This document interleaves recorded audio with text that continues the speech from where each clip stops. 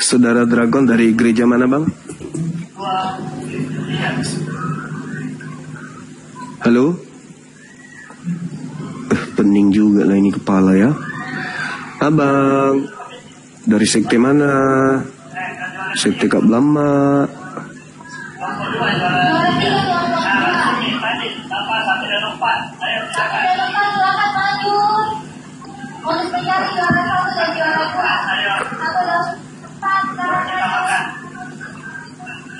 Silakan teman-teman yang mau diskusi dari Oten, tapi yang Islam gak usah. Saat ini saya belum butuh diskusi dengan saudara Muslim saya, tapi yang minta permintaan ini sudah puluhan. Rata-rata Muslim. Mau ngapain kawan? Mau jadi narasumber kah? Kalau mau dari narasumber, buka komen sendiri. Itu loh maksudnya. Aduh, susah ya teman-teman kita ini. Punya kuping tapi nggak dipakai.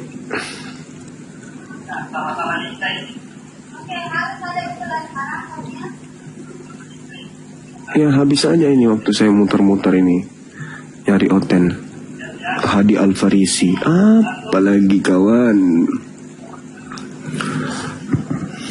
Halo, selamat siang. Ya, dari gereja mana saudara Erfun? Dari gereja Protestan. Oke. Tentu abang tadi sudah mendengarkan bagaimana saya berdiskusi dengan salah satu teman kita yang juga dari Protestan, kalau nggak salah ingat tadi, terkait dengan tema ini. Karena di Al-Quran juga membahas salib, di Bible juga membahas salib. Jadi kitab kita sama-sama membahas salib.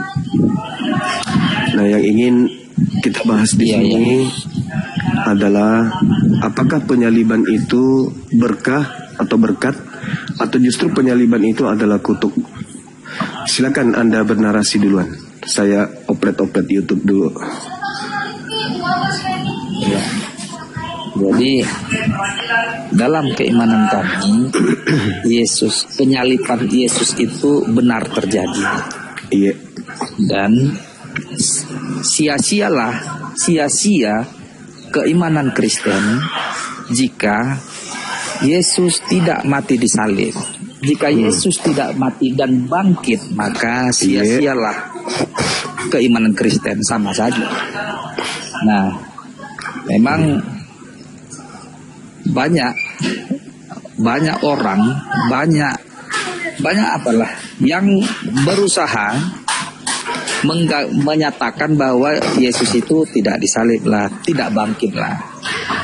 Kalau Yahudi itu mengakui Yesus disalib, tetapi Yahudi tidak mengakui kebangkitan Yesus, tetapi penyaliban itu di dalamnya. Yahudi itu dalam penyaliban, eksekutornya Romawi. Itu. Jadi namun Islam tidak mengakui penyaliban dan tidak mengakui kebangkitan. Yang adanya diserupakan. Jadi sebenarnya dari kami Bang cuma satu sajanya. Kenapa yang di lapangan itu orang Yahudinya, orang Kristen mula-mula itu pun 12 rasul itu pun orang Yahudinya itu, yang ibunya Yesus pun di situ, istri Kleopas pun di situ, melihat penyaliban itu. Kenapa yang di Arab yang abad ke-7 ini mengatakan itu tidak pernah terjadi? Begitu. Nggak kuat orang yang belakangan yang membatalkan, sementara orang pelaku langsung yang melihat itu ramai. Yahudi sendirinya pelakunya itu, dalang itu Yahudinya itu, orang Farisi itu. Kira-kira gitu Bang Cuma, silakan lanjut. Iya. Jadi gini kawan, penyaliban itu memang terjadi. Islam juga mengakui penyaliban itu ada. Tapi yang disalib itu adalah orang yang dikutuk oleh Tuhan. Kemudian Yahudi juga mengakui Di dalam kitab Ulangan 21 yang disalib juga adalah orang yang dikutuk oleh Tuhan. Bahkan Paulus pun mengakui bahwa yang dikutuk di tiang salib itu adalah orang yang dikutuk. Sekarang permasalahannya adalah siapa yang dikutuk Tuhan ini? Apakah Yesus beneran atau Yesus palsu? Karena sebelum kita masuk sampai ke situ, kita harus dudukkan perkara tentang salib ini dulu. Apa salib itu? Apakah salib ini berkat? Atau salib ini adalah kutuk? Itu dulu.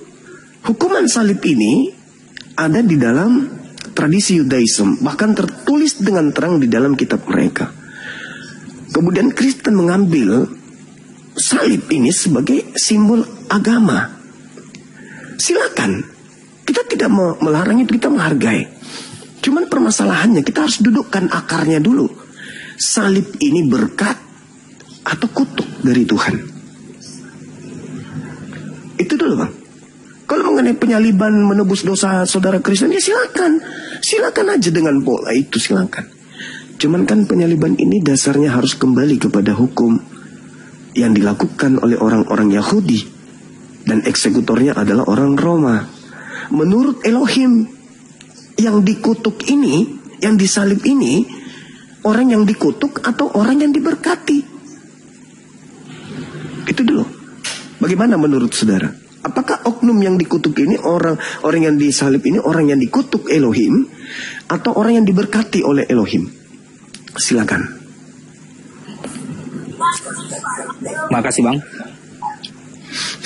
Menurut perjanjian lama, memang yang mati digantung, baik itu tergantung ataupun di kayu salib, itu yang terkutuk. Dia mati terkutuknya itu. Jadi, tetapi menurut cara kematian pemerintahan Romawi, kalau dia orang Yahudi, dia dihukum matinya secara gantung. Tetapi jika dia orang Romawi, dia dipenggal. Karena Yesus itu orang Yahudi, dia digantung. Sebenarnya Yesus itu nggak terkutuk. Yesus nggak bersalah. Bagus. Yesus tidak bersalah. Yang bersalah sebenarnya dia itu dipolitisasi untuk mati. Di kronologisnya yang perlu kita pertanyakan, seperti apanya sebenarnya kematian Yesus itu? Di mata orang Israel, dia itu sebagai guru yang kesohor, menyembuhkan orang sakit, menjelekkan orang buta, menyembuhkan orang kusta. Sebenarnya orang Yahudi itu salut dengan Yesus, dengan luar biasanya. Ini kok bisa hebat kali nih si guru satu ini. Orang mati pun bisa dibangkitkannya. Hingga pada hari raya Palem, hari raya Pondok Daun, mereka bersorak semua. Terpujilah dia, Hosana, penyelamat bangsa yang datang dari Allah, katanya. Tetapi ingat, jangan silap. Yang di benak mereka tidak seperti yang di benak Yesus. Yang di benak orang Yahudi keramaian pada saat itu, ini Mesias untuk menyelamatkan bangsa Yahudi dari penjajahan Roma. Padahal tidak. Yesus itu menyelamatkan manusia dari penjajahan dosa, bukan dari penjajahan Roma. Kecewalah mereka ini. Dan dimanfaatkanlah itu oleh orang Farisi yang juga tidak mengakui itu Mesias gadung-gadungannya itu, penyihirnya itu, katanya. Dia melakukan mukjizat, dia menggunakan iblis untuk melakukan mukjizat. Itunya tuduhan orang Yahudi terhadap Yesus. Nggak percaya dia. Akhirnya dia menggunakan tangan orang Romawi untuk menyalibkan Yesus. Sebenarnya Yesus nggak bersalah, nggak terkutuk dia, menanggung kutuk dia itu. Saya kembalikan kepada tema. Anda tidak menyentuh tema. Pertanyaan saya, orang yang disalib itu adalah orang yang dikutuk oleh Elohim atau orang yang diberkati oleh Elohim? Itu pertanyaan saya, Bang. Secara teori ya, itu orang yang disalib adalah orang yang terkutuk. Nah, secara teori, tetap secara praktis, bukan teori aja. Bukan teori aja, itu praktek. Tidak, tunggu. Anda sudah panjang lebar tapi nggak nyambung. Kan Pertanyaannya adalah, apakah yang disalib ini orang yang dikutuk oleh Elohim atau orang yang diberkati oleh Elohim? Kalau dia adalah orang yang diberkati oleh Elohim yang disalib, berarti Yesuslah orangnya. Inilah anakku, kepadanya aku berkenan, aku mengasihinya. Ya kan? Berarti Yesuslah orangnya. Tapi kalau yang digantung di salib itu adalah orang yang dikutuk oleh Elohim, harus jujur, itu bukan Yesus. Karena menurut Paulus nih, ini legitimasi dari Paulus. Di dalam 1 Korintus 1 nomor 23. Salib itu adalah sebuah kebohongan, sebuah kebodohan bagi orang-orang non-Yahudi. Salib bagi non-Yahudi itu adalah sebuah kebodohan. Jadi hanya orang bodoh yang bisa menerima konsep salib itu. 1 Korintus 1 nomor 23. Sedangkan salib bagi orang Yahudi itu adalah batu sandungan. Sedangkan salib bagi orang non-Yahudi itu adalah satu kebodohan. Memang betul. Fakta itu real. Hanya orang bodoh yang bisa kemudian memahami bahwa orang yang dikutuk Elohim itu adalah Tuhan. Hanya orang bodoh. Itu data Paulus, Bang. Itu data Paulus. Makanya saya kembali untuk mempertanyakan tema ini.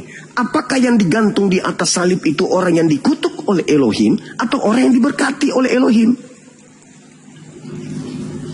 Silakan. Harus tertuju kepada tema kita. Jangan membias kemana-mana. Itu dulu. Oke. Silakan. Salib berkah atau kutuk? Orang yang disalib itu, jika dia disalib karena perbuatannya sehingga dia layak menerima salib itu, karena perbuatan kejahatannya sehingga dia disalibkan, maka dia terkutuk. Nah, jika dia tidak melakukan kejahatan satupun, namun dia disalibkan, maka dia tidak terkutuk. Nah, sekarang di mana itu terjadi? Bukan pelaku dosa dikutuk oleh Tuhan. Di mana itu terjadi Tuhan salah kutuk? Sabar. Di mana Tuhan itu salah kutuk? Di mana? Yang harusnya dikutuk adalah pelakunya, kenapa dikutuk orang lain? Berarti Tuhan salah kutuk. Tuhan tidak tahu. Salah kutuk berarti. Dan itu terjadi di mana? Makanya Paulus itu sudah betul. Dalam 1 Korintus 1 nomor 23, salib itu adalah satu kebodohan bagi non-Yahudi. Betul. Kalau Tuhan mengutuk orang yang tidak salah sasaran, salah kutuk berarti. Atau kalian yang salah sembah. Ayo silakan tunjukkan di mana datanya Tuhan mengutuk orang yang benar. Karena yang dikutuk oleh Tuhan itu adalah orang yang bersalah. Sedangkan orang yang bersalah, Yesus tidak bersalah. Kenapa dia dikutuk? Berarti salah kutuk.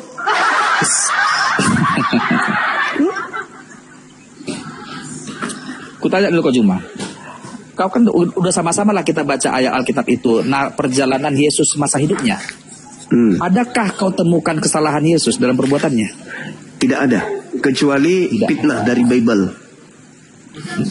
Tidak adalah dia melakukan perbuatan yang tidak ada. Okay. Tidak ada. Layakkah sebentar dari narasi Alkitab kita baca Matius sampai dengan Yohanes ada 4 kitab itu, 4 Injil. Layakkah Yesus disalibkan menurutmu? Tidak layak. Tidak ada syarat terpenuhi untuk Yesus. Tidak layak kan? Tidak layak. Kan syarat salib itu satu, harus melakukan dosa yang sepadan dengan hukuman mati. Yang kedua, dikutuk oleh Elohim, dan itu tidak memenuhi syarat bagi Yesus. Nah, sekarang kenapa harus dia yang kau paksakan mati untuk dosa-dosa kalian? Adakah dalil di dalam kitab orang Yahudi? Adakah dalil dalam kitab orang Yahudi? Aku lupa ayatnya. Ada ketika di perjamuan Yesus berbisik kepada Yudas, dia berkata, Iblis, laksanakanlah tugasmu, katanya. Seketika itu Yudas seperti dirasuki iblis dan melaporkan kepada orang Farisi dan bermufakat, lalu dia menerima uang itu. Pertanyaannya, ketika Yesus berbisik kepada Yudas, laksanakanlah tugasmu, yang artinya dia dirasuki iblis, Sebenarnya Yesus ingin menghindari salib atau bersedia menuju salib? Dari kronologis itu. Ingat saudara, Yesus itu menyerahkan segalanya kepada Bapa. Silakan. Betul? Betul nggak? Yesus menyerahkan segalanya kepada Bapa. Bukan kehendakku, tapi kehendak Bapa. Betul? Benar nggak? Jawab dong. Betul. Jawab. Nah, betul. Sekarang Bapak berkehendak nggak mengutuk orang yang benar? Ya, kayak mana? Saya ulang lagi. Kan Yesus berdoa, Bapa tidak akan biarkanlah mengutuk cawan orang yang ini. benar. Ya, betul sekali. Bapak tidak akan mengutuk orang yang benar dan Bapak tidak akan mungkin salah sasaran mengutuk. Betul? Betul dong. Benar. Nah, berarti yang berlaku Betul, adalah Amsal 21 nomor 18. Orang fasik dipakai sebagai tebusan bagi orang yang benar. Pengkhianat dipakai tebusan bagi orang yang jujur. Ketika orang Yahudi, imam kepala mahkamah agama, orang Farisi berkongkok-kongkok ingin menyalibkan Yesus, kira-kira Bapak yang mengutusnya, yang mengasihi, yang mencintainya ini membiarkan gak?